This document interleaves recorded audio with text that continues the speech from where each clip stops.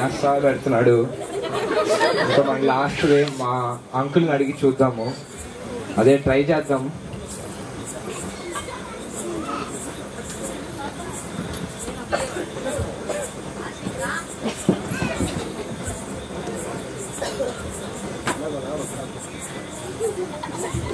Uncle రావు uncle, నేను మీకోసం వెతుకుతా ఉన్నాను.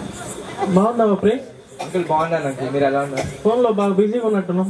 అంకుల్ అది డాడీ ఒప్పుకోవట్లేదు, ఇంకా మీ సహాయం కోసం.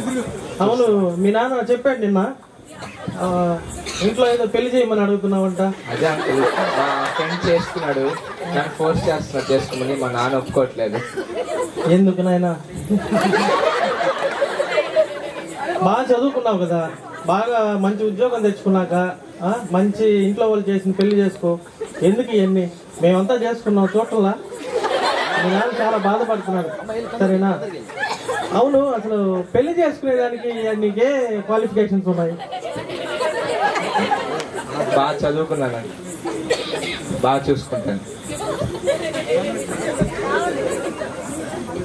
అంటే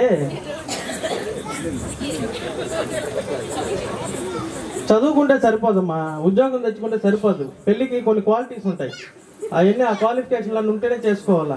నీకు అంట్లు తోమడం వచ్చా? బట్టలు ఉతకడం రాదు. ఇల్లు మాసేయడం వచ్చా? అసలు రాదు. సరే, వంట చేయడం వచ్చా? ఎప్పటికి రాదు.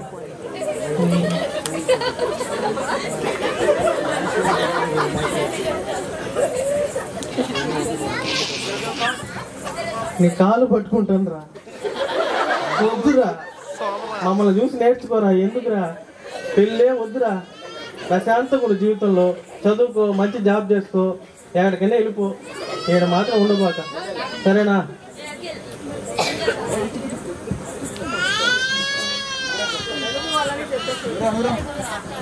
కావాలంటే ఆ లాస్ట్ రోలో కూర్చున్నారు అన్నోళ్ళు, వాళ్ళ దగ్గరికి వెళ్ళి అడిగామంటే వాళ్ళ అనుభవాలన్నీ చెప్తారు.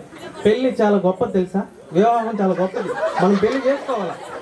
పెళ్లి ఎంత మనం చేసుకుంటే అంత బాగుంటుంది. ఇంట్లో నీకు పుట్టేట వస్తుంది. పెళ్లి చేసుకోవాలి ఖచ్చితంగా. మంచి డెసిషన్ తీసుకున్నాం. అసలు భార్యని అమ్మలాగా చూసుకోవాలి తెలుసా? ఎంత గొప్పది తెలుసా పెళ్ళి అంటే? నీ కాలు పట్టుకుంటాను రోజుగా. అంటే వాళ్ళు వస్తే ఏదో అయిపోతుంది అనుకుంటారు, ఏమవుదు. వాళ్ళు చాలా బాగా చూసుకుంటారు, చాలా గొప్పగా చూసుకుంటారు తెలుసా? నీకు తెలియని చాలా విషయాలు నేర్పిస్తారు, నీ జీవితంలో ఎలా కూడా నడిపిస్తారు, ముందు దోచేస్తారు. వద్దు, సరేనా?